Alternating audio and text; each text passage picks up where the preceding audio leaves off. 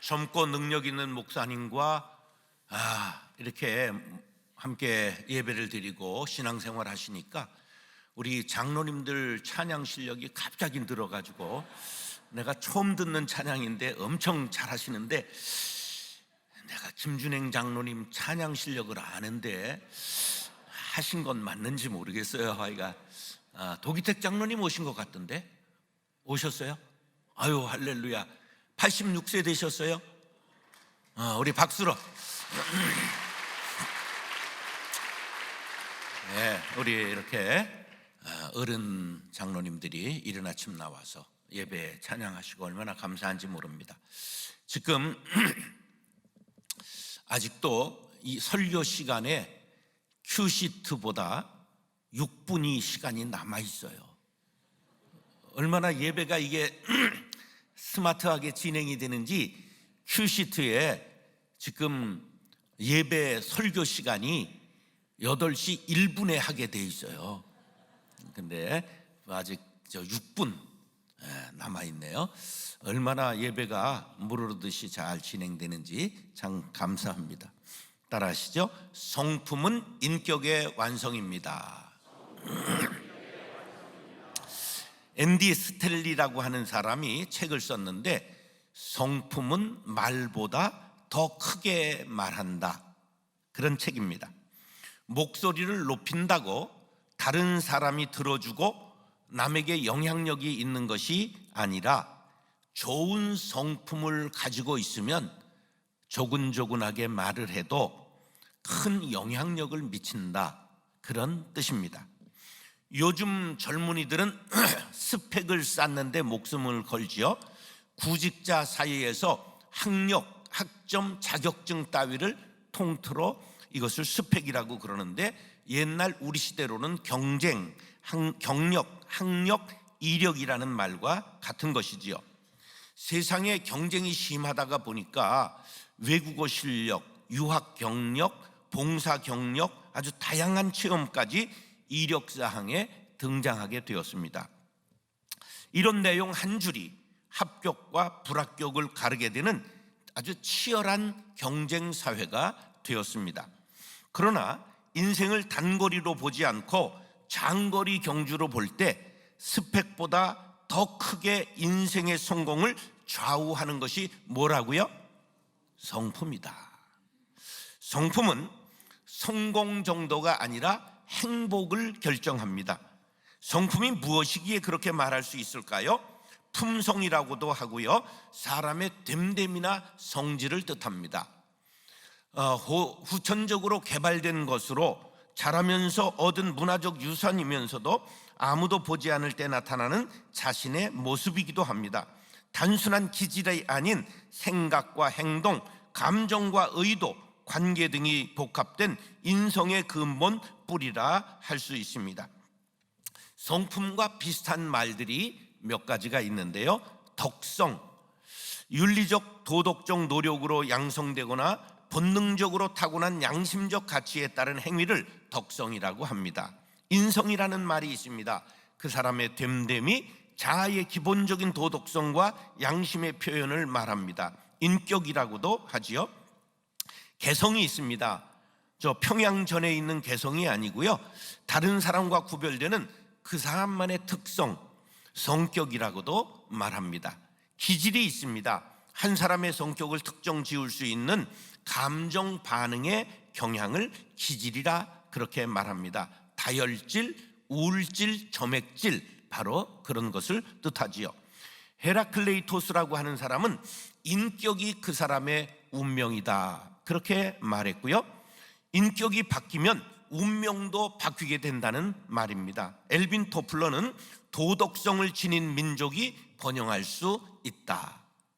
그 다음에 마틴 루터는 한 나라의 국력은 군사력, 재력, 정치력이 아니라 훌륭한 성품을 가진 국민이 얼마나 많은가에 달려있다. 즉, 한 나라의 진정한 강점과 영향력은 성품이 고매한 국민의 수에 좌우된다 말했습니다.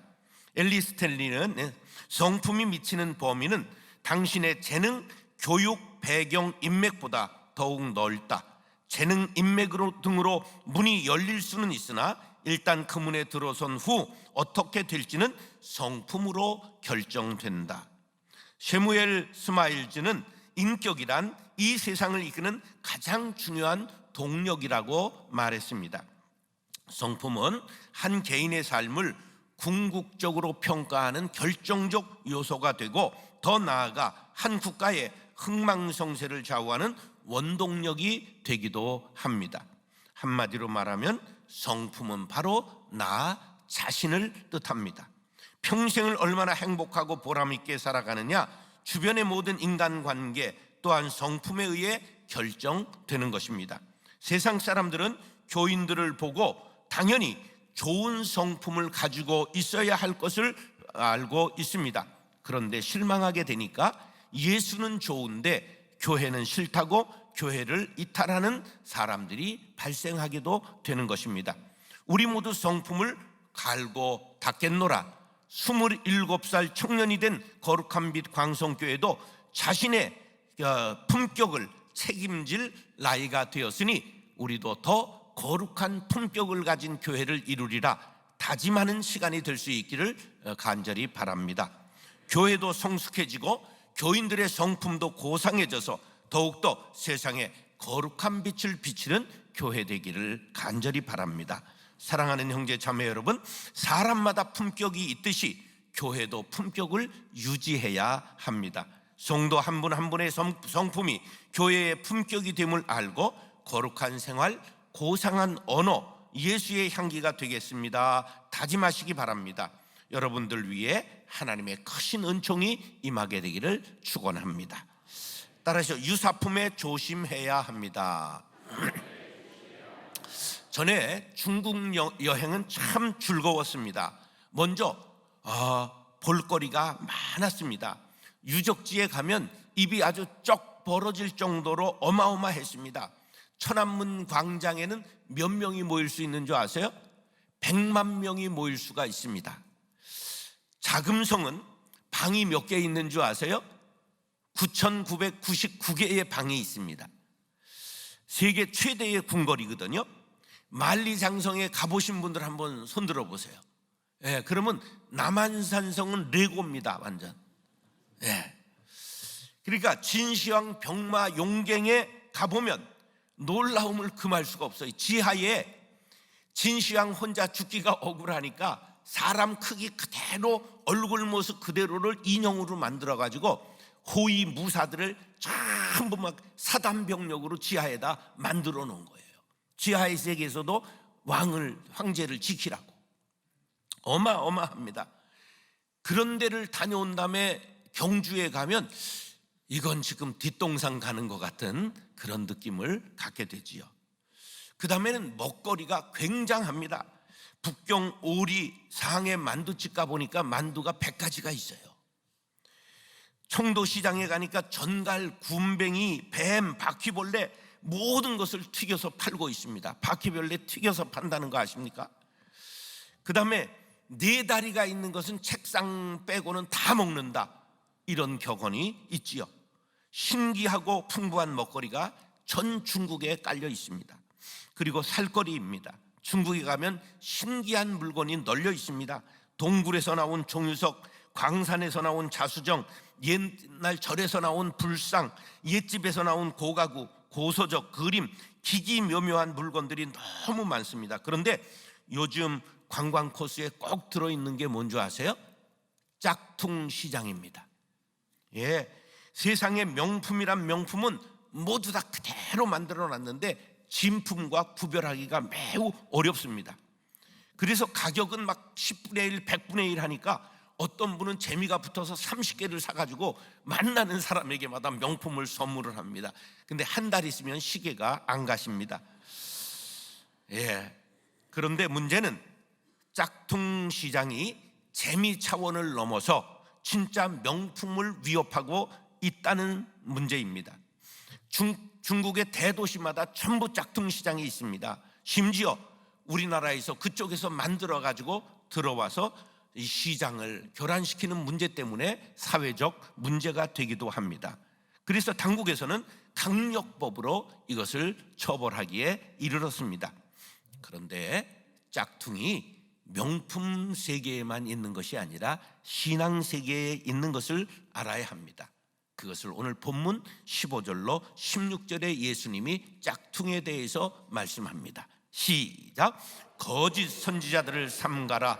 양의 옷을 입고 너희에게 나오나 속에는 노략질하는 일이라. 그들의 열매로 그들을 알지니 가시나무에서 포도를 또는 엉겅퀴에서 무화과를 따겠느냐. 예수님은 신앙세계에 짝퉁이 있는데 그것을 거짓 선지자라고 말씀하셨습니다. 거짓 선지자의 특징은 양의 옷을 입었지만 속에는 노략질하는 이리와 같은 마음을 가지고 있다는 것입니다. 이것을 사자성어로 양두구육이라고 말합니다. 양의 머리를 내걸고 개고기를 판다. 지금 앞으로 3년 후에는 개고기 못 잡수십니다. 지금 잡수실 수 있으면 많이 잡수시기 바랍니다. 그런데 이미 보신탕집 없어진 거 아시죠? 많이. 일부러 어디를 찾아가기 전에는 이미 많이 없어졌습니다. 3년 후에는 잡수시다가 쇠고랑 찰 수가 있습니다. 법으로 정식으로 통과됐습니다. 겉으로는 훌륭한 듯이 내세우지만 속은 보잘것없는 것을 양두구육이라 그렇게 말하지요. 우리가 사는 시대만 봐도 거짓 선지자가 참 많았습니다. 가나에서 많은 사람을 독약을 먹여 죽게 만든 짐 존스, 우리나라에서도 통일교 문선명, 전도관 박태선, 구원파 유병헌, 영생교 조희성, JMS 정명석 등등 수많은 거짓 선지자들을 우리는 보았습니다. 이 외에도 교회를 이단에 팔아먹은 거짓 선지자, 양을 잡아먹은 거짓 선지자, 밝혀지지는 않았으나 자기 실현의 욕구를 채우기 위하여 교인들을 등쳐먹는 거짓 선지자들이 수없이 많습니다. 예수님은 그들을 삼가하라 그렇게 말씀하고 있습니다. 삼간다는 말은 조심하는 마음으로 경계하라는 뜻입니다. 얼마나 많으면 이렇게 살오는 판을 걷듯이 지뢰밭을 걷듯이 조심하라고 말씀하셨을까요? 왜 이렇게 조심하라는 것일까요? 거짓 선지자가 많기도 하지만 변장의 명수기 때문에 찾기가 쉽지 않기 때문입니다. 내가 일이라고 이마에 써붙이고 양우리에 들어오는 거짓 선지자가 있다면 그건 바보라고 하겠지요. 그들은 속임수의 명수요 변장의 명수이기 때문입니다. 오죽하면 모든 영이 다 하나님께로부터 온 것인가 분별해 보라고 하나님을 시험하는 것을 허락하셨겠습니까? 요한일서 4장 1절입니다. 시작.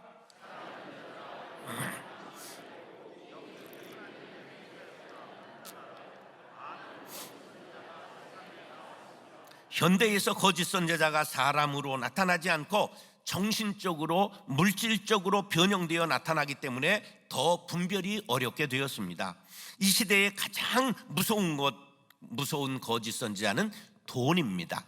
돈은 선진국이나 후진국이나 자본주의나 공산주의를 불문하고 거짓 선지자가 되어 사람들의 마음을 빼앗아 버렸습니다. 장수 시대를 위해 최소한 얼마는 있어야 된다고요? 10억은 있어야 된다. 이런 말을 듣고 연금을 지켜야 된다. 이런 말들이 모두 돈으로 사람들의 마음을 빼앗는 거짓 선지자의 유혹임을 알아야 합니다. 여러분, 간단하게 노후를 잘 사는 방법을 가르쳐 드리겠습니다.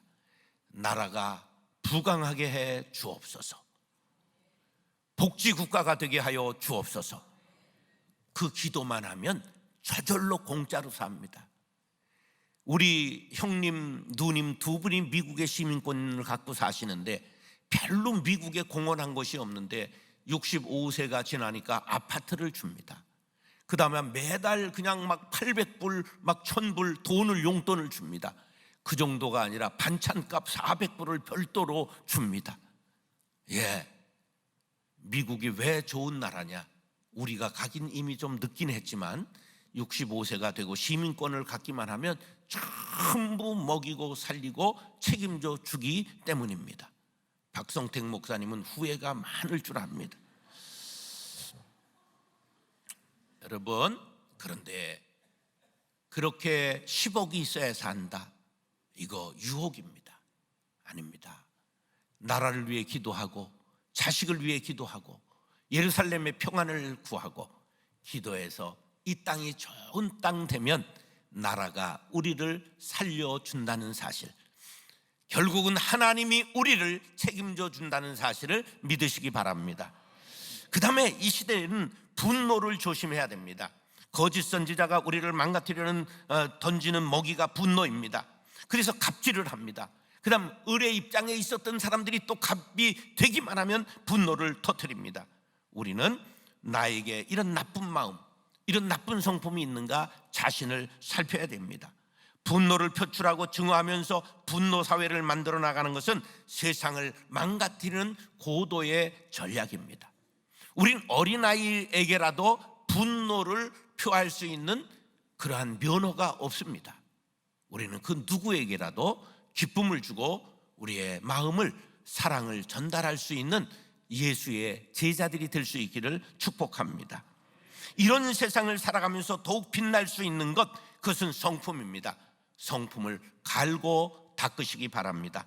사랑하는 형제 자매 여러분, 거짓 선지자들을 조심하고 변장에서 나타나는 여러 가지 거짓된 것을 분별하며 신의 성품에 참여할 수 있게 되기를 예수님의 이름으로 축원합니다.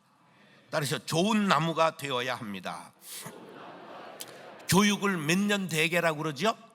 100년 대계라고 그러죠. 먼 장래까지 내다보고 세우는 큰 계획이라는 뜻입니다. 하나님께서 우리를 택하시고 부르신 것도 큰 계획을 가지고 계십니다. 로마서 8장 28절로 29절 시작. 우리가 알거니와 하나님을 사랑하는 자 곧 그의 뜻대로 부르심을 입은 자들에게는 모든 것이 합력하여 선을 이루느니라. 하나님이 미리 아신 자들을 또한 그 아들의 형상을 본받게 하기 위하여 미리 정하셨으니 이는 그로 많은 형제 중에서 맏아들이 되게 하려 함이니라. 아멘. 하나님은 우리 모두를 예수 그리스도를 닮은 사람으로 만들기를 원하신다는 뜻입니다. 그래서 29절에 한 아들의 형상을 본받게 하기 위하여 그렇게 말씀합니다. 하나님은 우리를 한 해살이 풀로 만들지 않으시고 나무로 키우시기를 원합니다. 나무는 오랫도록 성장합니다. 성품은 오래 시간이 걸려 완성됩니다. 어떤 분은 이렇게 질문합니다. 인격은 타고날 때 형성되는 것이 아닙니까? 인격은 어린 시절 정해져 버리는 것 아닙니까? 우리말에 3살 버릇이 80 간다고 하지 않았습니까? 적어도 사춘기에는 형성되는 것 아닙니까? 맞습니다. 성품은 확실히 유전적 요인, 그리고 어린 시절의 경험, 가족과의 관계, 성장 환경에 절대 영향을 받는 것도 사실입니다. 그러나 그것이 전부는 아니라는 사실입니다. 말씀으로, 예수 안에서 성령으로 깡패가 성자되고 창녀가 성녀된 얼마든지 거룩한 역사가 일어난다는 사실을 믿으시기 바랍니다.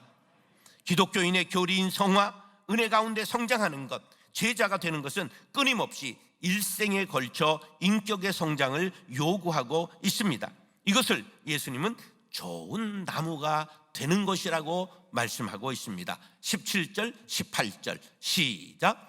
이와 같이 좋은 나무마다 아름다운 열매를 맺고 좋은 나무가 나쁜 열매를 맺을 수 없고 못된 나무가 아름다운 열매를 맺을 수 없느니라.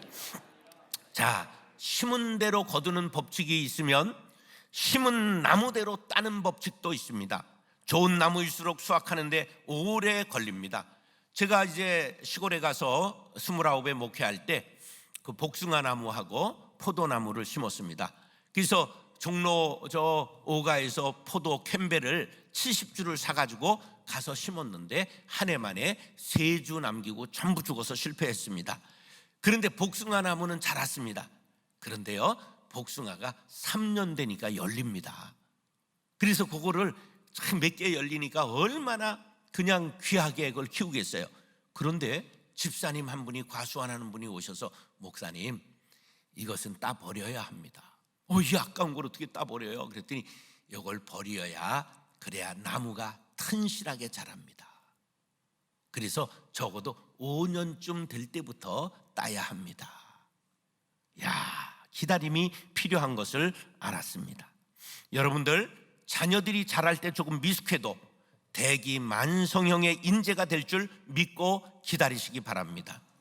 그래서 늦게 된 사람을 보고 뭐라고 말하냐면 오래 살고 볼 일이다, 이렇게 말하는 거예요. 여러분, 하여간 버티고 100세 사시면 지금 형편없는 자녀들이 되는 날이 올 줄로 믿습니다. 성품나무의 최고 비료는 말씀입니다. 하나님의 말씀은 우리가 가진 생각과 감정과 선택과 가치관을 온전케 만듭니다. 그러므로 성경을 규칙적으로 읽으십시오. 공부하십시오. 묵상하십시오. 쓰고 암송하십시오. 그리고 설교 말씀을 듣고 여러분들 꼭 한 주간 동안 그것을 읊조리며 살아가시기 바랍니다. 그러면 그리스도인의 인격 형성이 단단하고 거룩하고 아름답게 될 줄로 믿습니다. 여러분의 담임 목사님은 이 성경 공부를 제일 잘 가르치는 에스라 신학대학원 대학교를 나오셨습니다. 이 대학교가 굉장히 중요한 학교입니다. 왜냐하면 성경 전체를 3년 동안 전부 훑어서 공부하고 좋은 교육을 하는 벽제 산골에 처박혀 있어서 아무도 모르지만 거기 아주 나온 분들마다 전부 목회를 잘합니다. 여러분들 그 말씀을 곱씹고 읊조리고 나의 것으로 삼으시기 바랍니다. 저도 요새 뭐 하느냐 하면 성경 필사를 합니다. 그게 굉장히 힘듭니다. 그런데 하여간 집중하기 위해서 성경 필사를 합니다. 여러분들, 우리가 이렇게 말씀을 가까이 해서 암송하고 필사하고 묵상하고 공부하고 읽고 그 설교를 여러분 꼭 곱씹으면 여러분의 인격 형성에 아주 단단한 나무가 되고 거룩한 열매를 맺게 될 줄로 믿습니다.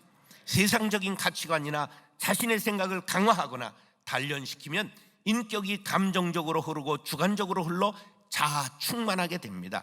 그러면 고집이 아주 쇠딱지같이 붙게 되고 완고해져서 사람이 딱딱한 사람이 됩니다. 이것을 가시나무라는 노래가 너무 잘 지적하고 있습니다. 내 속엔 내가 너무도 많아 당신의 쉴 곳 없네. 내 속엔 헛된 바람들로 당신의 편할 곳 없네. 내 속엔 내가 어쩔 수 없는 어둠 당신의 쉴 자리를 뺐고, 내 속엔 내가 이길 수 없는 슬픔 무성한 가시나무 숲 같네. 바람만 불면 그 메마른 가지 서로 부대끼며 울어대고, 쉴 곳을 찾아 지쳐 날아온 어린 새들도 가시에 찔려 날아가고, 바람만 불면 외롭고 또 괴로워 슬픈 노래를 부르던 날이 많았는데, 내 속엔 내가 너무도 많아 당신의 쉴 곳 없네. 내 안에 내가 너무 많으면 성령도 들어오지 못한다는 것을 알아야 합니다. 그러면 모든 인생은 헛것이 되고 맙니다. 그러므로 말씀으로 마음의 밭에 비료를 뿌리고 성령의 쟁기로 마음의 밭을 가시기 바랍니다. 그곳에 예수 그리스도의 향기를 풍기는 좋은 성품의 나무가 자라게 될 줄로 믿습니다. 오랜 세월이 걸립니다. 인내하시기 바랍니다. 읽고 쓰고 암송하고 큐티하는 한 해가 되리라 다짐하시기 바랍니다. 그리하여 베드로후서 1장 4절의 말씀을 이루게 되시기를 바랍니다. 시작. 이로써 그 보배롭고 지극히 큰 약속을 우리에게 주사 이 약속으로 말미암아 너희가 정욕 때문에 세상에서 썩어질 것을 피하여 신성한 성품에 참여하는 자가 되게 하려 하셨느니라. 아멘. 사랑하는 형제 자매 여러분, 육신의 정욕을 피하고 거짓된 것을 피하고 말씀의 비료를 뿌리고 먹고 좋은 나무가 되어 신의 성품에 참여할 수 있게 되기를 예수님의 이름으로 축원합니다. 따라서 좋은 열매를 맺어야 합니다. 농부는 열매를 바라고 나무를 심고 키웁니다. 그런데 열매를 맺지 않으면 아낌없이 베어 버립니다. 땅만 자리 잡고 지력을 뽑아먹고 손해를 입히기 때문입니다. 19절로 20절 시작. 아름다운 열매를 맺지 아니하는 나무마다 찍혀 벌에 던져지느니라. 이러므로 그들의 열매로 그들을 알리라. 아름다운 열매를 맺지 못하는 나무란 좋은 성품의 열매를 맺지 못한 사람들을 뜻합니다. 그 사람의 됨됨이 믿음이 무엇인가를 무엇으로 알 수 있느냐? 열매로 알 수 있습니다. 나무만으로도 안 됩니다. 잎사귀만으로도 안 됩니다. 예수님께서 십자가를 지시기 위해 예루살렘으로 올라가셨습니다. 종료주일을 보내시고 베다니에서 유하신 다음에 월요일 아침 예루살렘 성으로 들어오실 때 시장하셨습니다. 길가에 있는 무화과를 보고 그리로 가서 잎사귀는 무성한데 열매가 없는 것을 보시고 나무를 저주하셨습니다. 이제부터 영원토록 네가 열매를 맺지 못하리라 하시니 무화과 나무가 곧 마른지라. 제자들이 보고 이상히 여겼습니다. 왜냐하면 그때는 3월입니다. 무화과나무는 3월 말에 싹이 나서 5월 6월에 열매를 맺고 8월 10월에 수확을 합니다. 그런데 어찌 죄 없는 무화과나무를 3월에 저주하여 죽이셨을까요? 이것은 무화과나무를 비유로 열매 없는 자의 심판을 예고하시기 위해 하신 신적인 행위라고 해석할 수 있습니다. 여기에서 무화과나무는 이스라엘을 상징하고 잎만무성한 무화과나무는 종교 행위만 그렇듯하고 거룩하고 번듯하지만 신앙의 열매를 맺지 못한 패역한 이스라엘을 뜻하는 것입니다. 오늘 우리에게 적용시키면 신앙생활을 아무리 열심히 하고 거룩해 보여도 성품이 변화되어 그리스도의 장성한 분량에 이르지 못한 사람은 심판받게 된다는 뜻입니다. 주님께서 우리에게 원하시는 것은 극상품 포도 열매입니다. 이사야 5장 2절로 4절 시작.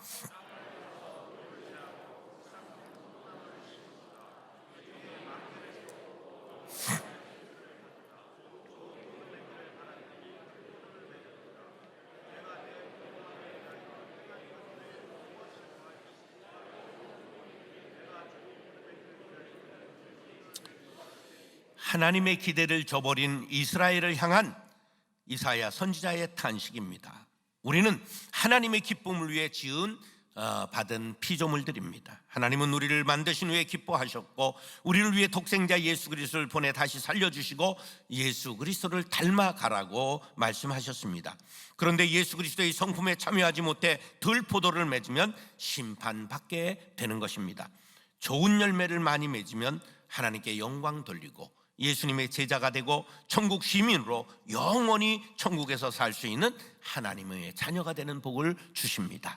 요한복음 15장 8절 시작. 너희가 열매를 많이 맺으면 내 아버지께서 영광을 받으실 것이요 너희는 내 제자가 되리라. 할렐루야.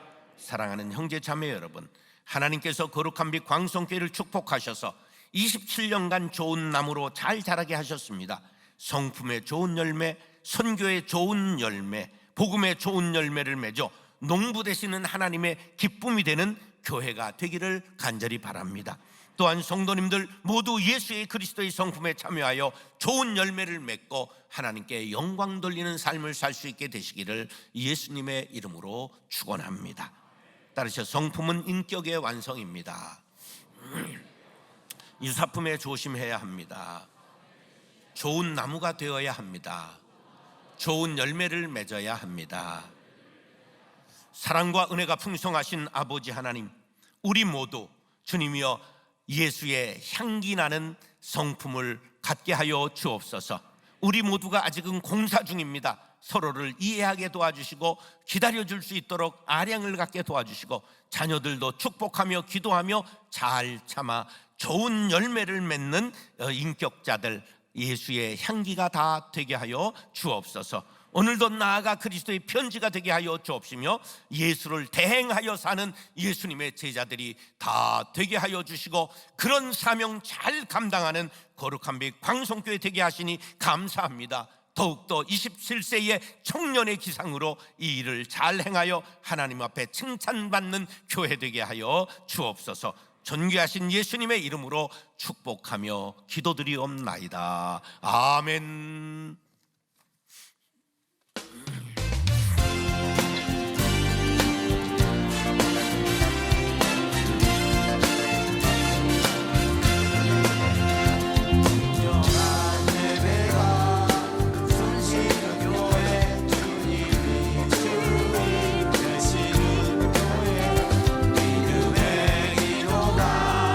사이는 교회 최고의 찬양을 드리는